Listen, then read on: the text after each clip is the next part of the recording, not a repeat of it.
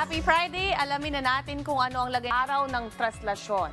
Nagdadala ng maulang panahon ang shear line sa Katimugang Luzon. Nabubuo ang rain clouds ng shear line mula sa pagsasalubong ng malamig na amihan at maalinsang hangin ng easterlies. Nagdadala yan ngayong araw ng kalat-kalat na pag-ulan sa Bicol Region at Hilagang Samar. Ang easterlies naman ang magpapaulan sa nalalabing bahagi ng Silangang Visayas.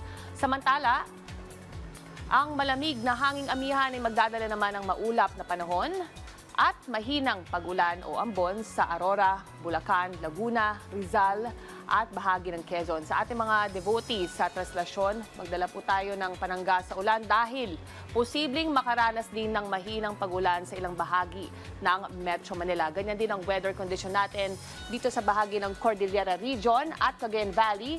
Nalalabing bahagi ng Luzon ay apektado naman ng hanging amihan. Fair weather tayo sa nalalabing bahagi ng bansa pero posibleng makaranas pa rin ng isolated rain showers dulot naman yan ng easterly winds. Ayon po sa Pag-asa, pinakamalamig na panahon ay ngayong Enero hanggang kalagitnaan ng Pebrero. Kaya keep safe at stay dry mga ka-RSP.